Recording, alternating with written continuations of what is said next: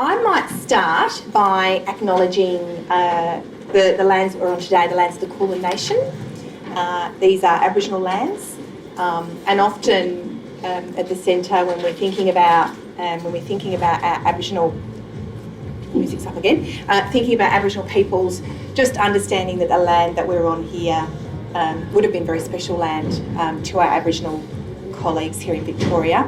Also, that the centre is the signatory to what we call the Wurrungal Gap Gap Dur, which is an Aboriginal Children's Agreement, a tripartite agreement with Aboriginal leadership and government. So as we go through today's proceedings, it's always good to think about Aboriginal children and our Aboriginal colleagues and the tough work they've got ahead of them. Now, I'm sorry about the music. How many microphones does one need in a session? This is for the filming. Oh, for the filming. Oh. You're going to just stand there. I'm just standing here. Okay. But we're trying to fix the other one. No problem. Isn't it fun? So welcome today to this open forum, which is really focused on... Sorry. Testing. That's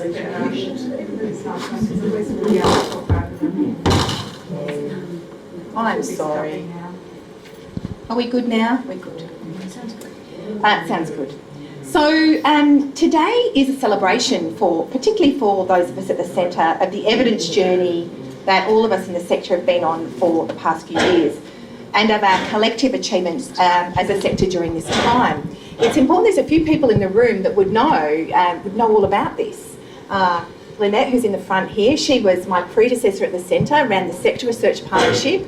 And I hate to hark back to that, but it's really important to remember that we've been on a journey in this sector of actually owning this journey and saying what we need in order to have effective services on the ground for the people that we work with. And I can see David up the back there too. Many of you have been involved in the journey that the sector and the centre have been on in this space. It's also a celebration of the centre's pivotal role in helping to drive cultural change, mainly through the Outcomes, Practice and Evidence Network, or OPEN. Who knows about OPEN? I hope you do, and if you don't, put your hand up. They know about it. We've been told they're going to shut up shortly. Are they going to shut up, Catherine? This is your worst nightmare, isn't it, Catherine? Poor thing. But you know, people are going to remember this forum. Don't worry about it. It started out being.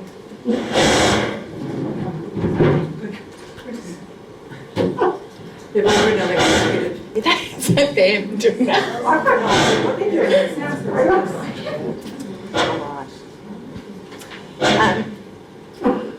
Many of the organisations you represent have been at the forefront of the shift to evidence-informed practices and evidence-based programs.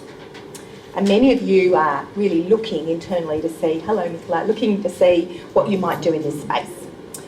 Many of you leading the sector in identifying and implementing these practices and programs in Victoria. I want to acknowledge the significant investment the Department of Health and Human Services has made and continues to make at the centre and beyond, and as the industry at large, in our sector to continue to build the evidence base of what works. Our work is truly sector-led, and the department has shown incredible faith in supporting us to develop and implement programs that are demonstrably changing the lives of children and families. As I said, OPEN has become what we believe is a critical enabler of knowledge building. It's been instrumental in building the confidence of organisations to grow their own evidence-informed approaches. It's been transformative in the way it brings professionals together, not only to share the best available research, practice, expertise and client knowledge, to embed their approaches and practices across organisations. And I have to say, I was just speaking to a couple of other peak bodies in the last week, in the family violence space, in the homelessness space, in the drug and alcohol and mental health space, and they want to join us through OPEN to be able to share what they're learning. Because as you know better than I do, clients' lives are not siloed. They don't only have a drug and alcohol issue. One would hope they only have one issue in their lives. I wish I only had one issue in my life. But basically, a lot of these practices across service provision are really important to bring those together. And it's exciting that this little idea that we had that got funded by the department looks like it might grow to be something bigger if we can get more of our peak body colleagues to join the throng. We are continuing to grow what we have collectively built.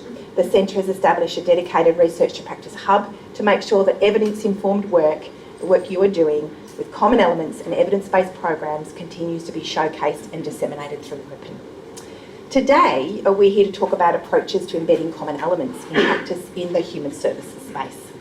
We'll be showcasing the work of Bethany Family Services and listening to the expertise of a panel of common elements fans who've been deep diving into this subject in a variety of contexts over the past few years. And it's not a few years, I think we're really, where's Jess? We haven't been going for very long in terms of common elements, it's only 2 years, and a lot has been achieved in that time. And Jess and I were just talking about how we want to keep that party going. So,